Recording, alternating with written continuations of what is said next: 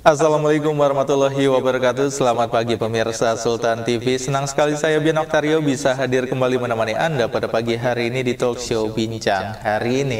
Bagaimana kabar Anda pada pagi hari ini? Mudah-mudahan dalam keadaan yang baik-baik saja, sehat-sehat selalu, dan tetap diberikan kelancaran dalam menjalani aktivitas Anda. Dan seperti biasa di pagi hari ini kita akan menemani Anda dengan perbincangan hangat, di mana pada pagi hari ini kita akan membahas soal gelaran KTT G20 di Bali yang akan digelar pada pekan depan, yaitu pada tanggal 15 hingga 16 November 2022, di mana para pemimpin dunia ini akan hadir, dan tentunya KTT G20 ini menjadi momentum yang peluang besar bagi Indonesia, khususnya untuk sektor pariwisata untuk menunjukkan potensinya. Lalu seperti apa potensi pariwisata khususnya di Indonesia? Apakah sektor pariwisata ini menjadi sektor yang paling terpengaruh dari gelaran KTT G20 ini? Kita akan berbincang-bincang langsung dengan Dr. Andes Jusmeru MSI selaku pengamat pariwisata UNSUD.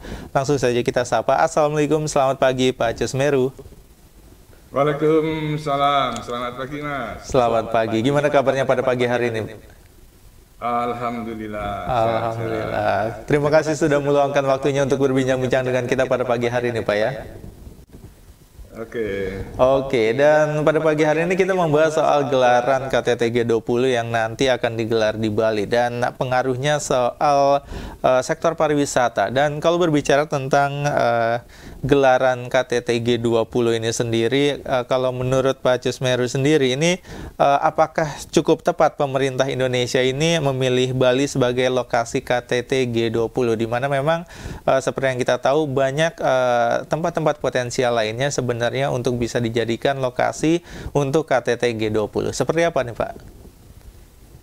Ya, terkait lokasi KTT G20 ya, di mana pemerintah menetapkan lokasinya ada di Bali, saya pikir ini sudah sangat tepat. Oke. Pertama tentunya untuk sektor pariwisata di tanah air, Bali memang merupakan daerah yang paling terdampak akibat pandemi COVID-19 kemarin. Kemudian dalam hal infrastruktur, Bali juga dipandang sebagai satu tempat yang paling siap untuk menyelenggarakan gelaran KTT ini, apalagi lokasi KTT ada di Nusa Dua. Sangat lengkap infrastrukturnya, hotel-hotel berbintang yang ada di sana juga sangat memadai untuk para tamu dari berbagai negara di dunia anggota KTT G20 ini. Kemudian juga aksesibilitas darat, laut maupun udara di Bali juga cukup memadai. Objek dan daya tarik wisata di Bali yang nantinya akan menjadi suguhan bagi para peserta KTT G20 juga sangat lengkap. Sumber daya manusia di sektor pariwisata di Bali juga sangat profesional, siap untuk melayani para anggota delegasi, dan tentu saja Bali memiliki pengalaman yang panjang dalam menyelenggarakan event-event internasional semacam KTT seperti ini, sehingga sangat layak kalau Indonesia kemudian memilih Bali sebagai tempat gelaran KTT G20 ini.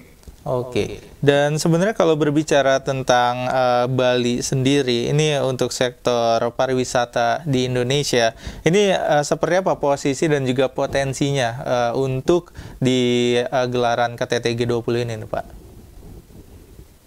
Ya, posisi Bali tentunya kalau kita bicara pariwisata Indonesia Bali ini kan jantungnya pariwisata Indonesia. Citra pariwisata Indonesia ini kan ada di Bali.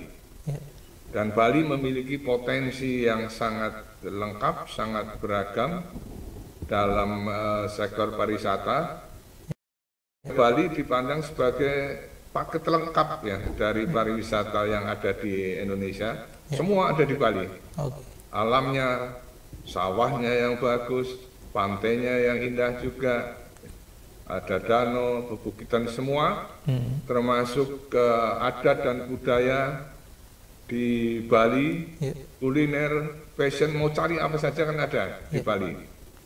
Sehingga potensi Bali dalam sektor pariwisata Indonesia memang menjadi sentra pariwisata Indonesia yang nantinya diharapkan ketika anggota delegasi KTT G20 berada di Bali, diharapkan bisa ada distribusi pariwisata, ada distribusi wisatawan ke berbagai daerah di Indonesia dari Bali ini. Oke, dan kalau tadi sebelumnya disebutkan kalau Bali ini sebagai tempat yang paling siap untuk menggelar event besar seperti KTT. Dan mungkin kalau untuk daerah lain selain Bali, ini apakah ada daerah yang mungkin dinilai cukup potensial juga sebenarnya untuk dijadikan lokasi untuk KTT G20? Ya, untuk sebetulnya kan KTT ini kan ada beberapa agenda ya. Ada agenda meeting para pemimpin dunia ya, para presiden. Kemudian juga ada beberapa agenda deputi atau kementerian, kemudian juga ada working group, ada juga engagement working group juga. Nah, tapi untuk puncak KTT memang idealnya memang di Bali. Nah, untuk beberapa event dan side event dari beberapa working group itu kan memang diadakan di beberapa kota di Indonesia, bukan hanya di Bali, bahkan beberapa macam di Bogor juga, Jakarta juga, kemudian Bandung, ada di Jogja, Solo, Malang, Surabaya, Mandalika, Labuan Bajo, hampir semua daerah dalam rangka KTT G20 ini juga menyelenggarakan event berdasarkan masing-masing working group itu. Tapi untuk puncak KTT-nya memang dari perspektif pengamanan misalnya, Nusa Dua adalah kawasan yang relatif mudah dalam hal pengamanan, sehingga memang tepat kalau puncak KTT-nya diadakan di Bali. Oke, dan untuk gelaran KTT G20 sendiri ini di Bali sebenarnya bisa memberikan dampak seperti apa khususnya untuk pariwisata di Bali? Ya, dampaknya tentunya sangat banyak ya kalau kita bicara dampak KTT G20 terhadap pariwisata Indonesia. Yang pertama tentunya ada keuntungan ya dari penyelenggaraan G20 bagi Indonesia tentunya adalah ini merupakan promosi gratis ya bagi Indonesia, promosi pariwisata gratis bagi Indonesia karena penyelenggaraan KTT G20 ini publikasinya sudah menyebar ke berbagai negara ya. Jadi publikasi media internasional ini sangat menguntungkan bagi Indonesia. Kemudian juga gelaran KTT G20 di Indonesia juga menggambarkan citra Indonesia yang aman dan nyaman untuk dikunjungi. Kemudian juga membantu proses recovery ekonomi dan recovery pariwisata ya, kegiatan KTT G20 ini. Karena apa? Karena kalau kita bicara pengaruhnya dalam pariwisata, maka sesungguhnya ada pengaruh yang sangat positif ya, dari sektor pariwisata, baik dari hulu sampai hilir. Ya. Sektor yang diuntungkan misalnya penerbangan, ya, kemudian juga transportasi, baik darat maupun laut, biro perjalanan, ada perhotelan, ada restoran, ada kuliner, objek dan daya tarik wisata, pemandu wisata juga diuntungkan, kerajinan juga, bahkan sampai sektor perbankan. Ya. Jadi sangat diuntungkan kalau kita bicara pengaruh ya KTT G20 terhadap sektor pariwisata, memang sektor pariwisata yang paling terdampak. Ya. Pertama misalnya kita bicara tentang kepesertaan.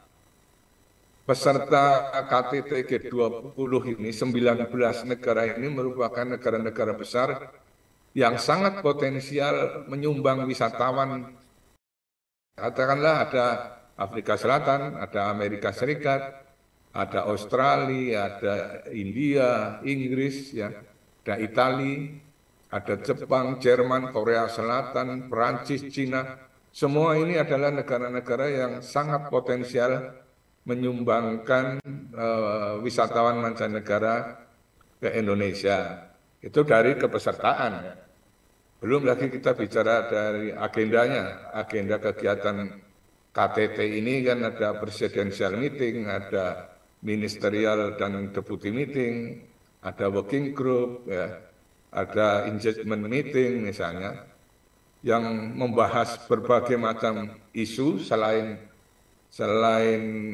isu pokok tentang ekonomi global yang dibahas oleh para pemimpin negara-negara G20.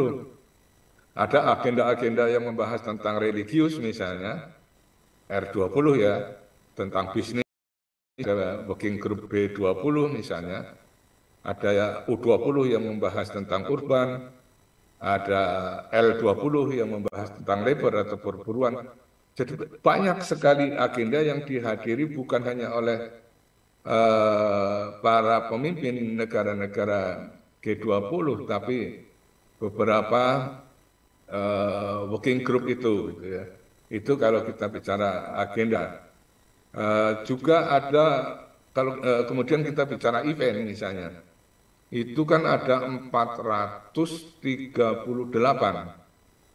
event dan side event ya, yang diselenggarakan di berbagai kota di Indonesia. Bayangkan, berbagai delegasi itu hadir ke beberapa kota di Indonesia, tentunya memberikan kontribusi yang sangat positif bagi sektor pariwisata. Oke, dan mungkin kalau kita agak sedikit mundur ke belakang, sebelum diputusin juga Indonesia sebagai tuan rumah, khususnya Bali ini sebagai tempat penyelenggaraan KTT G20, ini kondisi Bali seperti apa? Khususnya mungkin pasca pandemi COVID-19 yang disebutkan juga katanya ini perekonomiannya lumayan cukup terpuruk karena memang sangat bergantung terhadap pariwisata. Seperti apa nih Pak? Ya memang Bali merupakan satu destinasi yang paling terdampak pandemi. Beberapa hotel saat pandemi tutup ya, bahkan occupancy rate-nya ada yang sampai 0% ya, angka hunian kamarnya. PHK besar-besaran juga terjadi di sektor pariwisata di Bali.